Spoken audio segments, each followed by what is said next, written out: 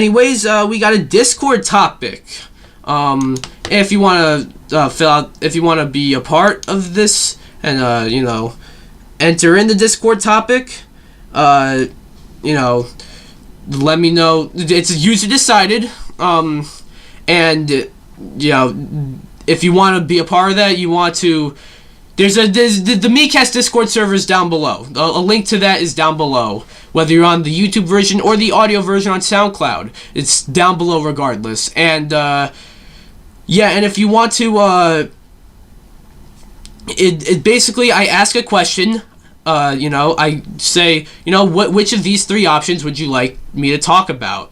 And I give 3 options. You guys pick which one you want me to talk about. And the 3 options are. God damn, this sun is annoying. But the 3 options are: when should you refuse to support a company? What can the controversy of Cyberpunk teach us? And the issue with games as a service. The winner was: what can the controversy of Cyberpunk teach us? I'm gonna have to do this. The sun's bothering me. So I talked about Cyberpunk and CD Projekt Red's apology earlier, and I said I'd talk briefly about Cyberpunk again, I have to go closer now. Hopefully I'm not like right on top of the mic and making it ear rapey. Actually, give me a second.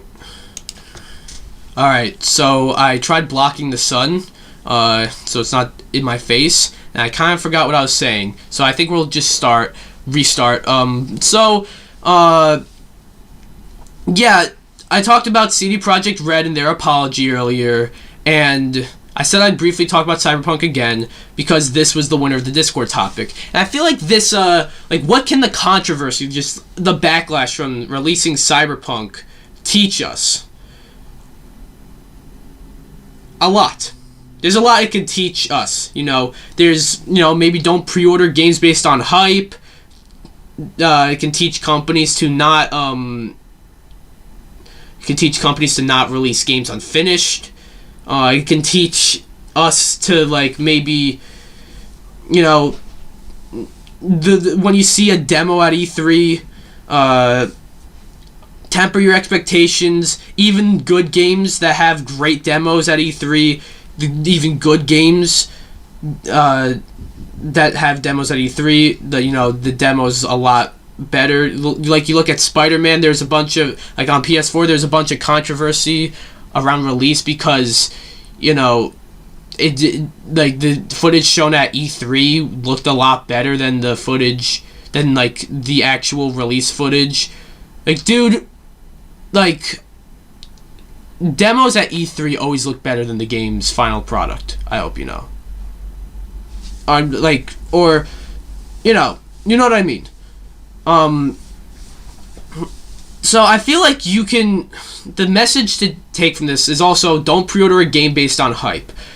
Obviously, I'm not saying to not pre-order games. There are some people against doing that. I do it not because I think I prefer to pre-order them. It's sort of just I pre-order games just, if I want to get a game that's coming out, I just pre-order it. So I get it,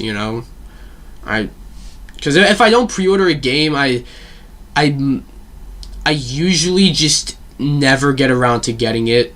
So yeah, I just pre-order games. I didn't pre-order a lot of people pre-ordered Cyberpunk a good 8 months before it came out.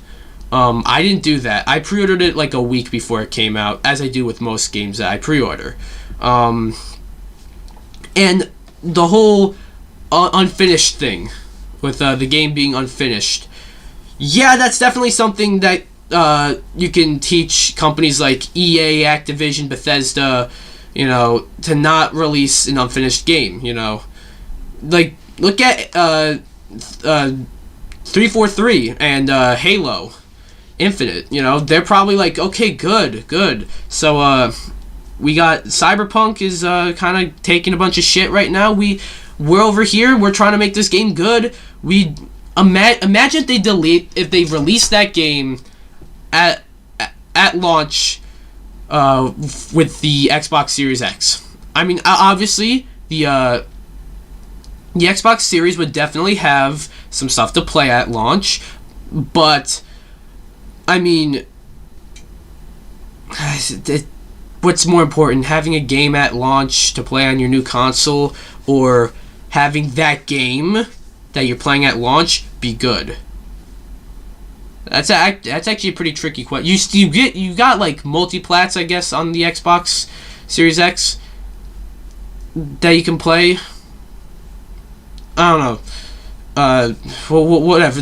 I sort of shifted the conversation, but I mean, look, Cyberpunk got removed from the PlayStation Store because PlayStation, they got a strict refund policy, and they're getting a bunch of refund requests. They're thinking either they had to change their refund policy, or they had to acknowledge this game isn't that good, it's not up to snuff, we have to remove it. So they removed it, and now companies should know, don't release a game unfinished, or else like what happened with Cyberpunk, I feel like was sort of unprecedented. I haven't seen like a console game like that get so many requests for refunds, and then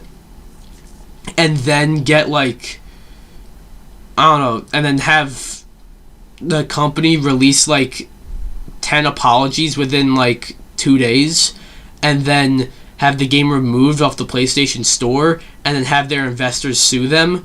Like, I don't think that's ever happened before. So hopefully this doesn't happen again. And it sucks at Cyberpunk, because at its core, I do think it's actually a pretty good game. I'd say even a really good game at its core. Like, if you can get past the bugs, which I, crazy enough, was able to do so, at its core, it's a good game. So it sucks that it had to be this one, but it is at the same time tough love to CD Projekt Red. They shouldn't have released this. It is still unfinished. Whether I enjoyed it or not, it is still unfinished. They should have definitely polished it up. I wouldn't. They say it's done.